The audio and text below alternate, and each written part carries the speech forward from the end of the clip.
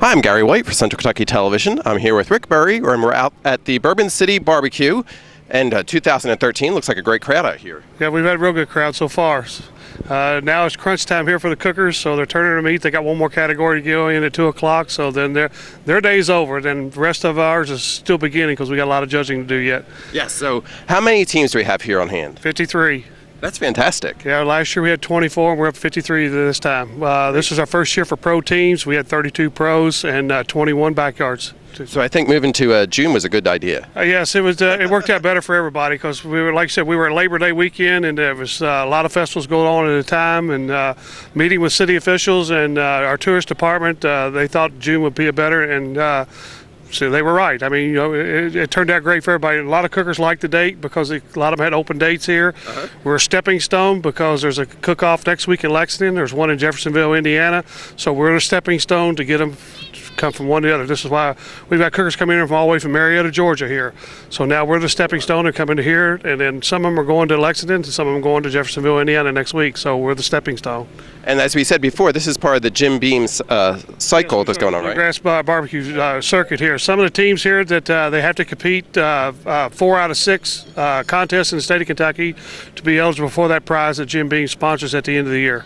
Right, and that final for this year is going to be at the Washington County Harvest Festival, which is in October. Yes, October, Springfield. Ralph Blanford's in charge of that. Matter of fact, he was here yesterday scoping out more teams to come in because we've got some teams here that he doesn't have at his. Okay. And that's the thing about these festivals. You're all the time recruiting. You go into festivals.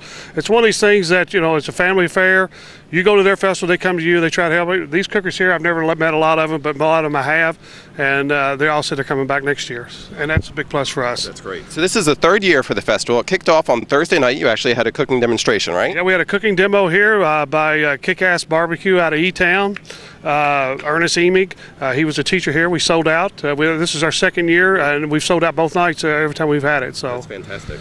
And also, this is the first year that you added in the professional round, right? You had the backyard barbecuers, but now you have the professionals too, yeah, right? We have the professional. We've got 5 of the top 5 teams that are in the top part of the country this time. We got the #1 team in the country here today. Wow. Warren County Pork Choppers out of Bowling Green, Kentucky. They're the team to beat, and they got the target on their backs, and they're smiling and scratching their heads too at the same time there because they know they got a job to handle. Come here. Now I also see we had a train going around. We had some bouncies. This is really a family affair. Yes, it is. It's family. We got a lot of kids here. We got bouncy houses here. We got petting zoo. We got horse rides here. Of course, we got Thomas the Tank Train, which coincides with Thomas the Tank in New Haven, the festival there. Right now, we've got a kids queue going on down at the pavilion down there. So we've got 2 categories, 8 to 11 and 12 to 15. Now the kids are actually cooking the food themselves. We furnish the meat. We furnish the grills. We furnish everything. A lot of coaching. Come on, you got to do this. That's fine, but they cannot touch the meat. They can't touch anything. This is all kids. So. And you also have some famous judges that are going to be judging those kids' queue, right? Yes, a lot of our celebrity judges here in town. Kim Houston is one of them, I think, and Dorothy White, Executive Director of Chamber of Commerce, is here.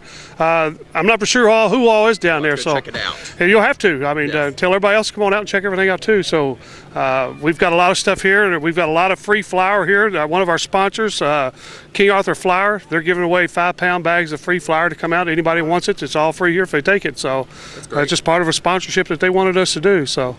Now, also, you had a cooking contest earlier, right? We had a food eating contest, which is kind of postponed because we got some of the cookers that want to get into it. Okay. So we postponed that to after the award ceremony. We try to satisfy everybody. So what they're going to do, we're going to hold off on that to after the award ceremony. Okay. So we have a lot of barbecuing going on down here at the Bourbon City Barbecue. It's the 3rd year out at the fairgrounds. You have to remember to come on out in June next year, right? Yes, it'll be June next year. Now, we wait 2 weeks after this one's over, and we have to submit back into Kansas City to be sanctioned again for the same date next year. Okay, great. Well, thank you very much. Thank you all. Hope you enjoy yourself while you're here. Thank you. I've been talking with Rick Burry, who is the chairperson for the Bourbon City Barbecue. I'm now here with Don Hardwell, who is a judging representative for the Kansas City Barbecue Association. And behind us, we see all the different judges, right? That's correct. How many judges are here for this event? We had about 60 judges here today. Wow. That's a lot. With 50 teams, yes. Wow. Yes. Okay. So right now they're judging lamb, I believe, right? That's correct. That's a mystery meat. They were given that at 5 o'clock last night and didn't know what it was going to be, and they had to cook that as a mystery meat last night. So it looks like they have some nice offerings here. Oh yeah, it looks great. It looks very good. They normally just turn in the chicken, ribs, pork, and brisket, and then this mystery meat is an extra meat. Not all categories have that. or all contests have that, but they have that this contest.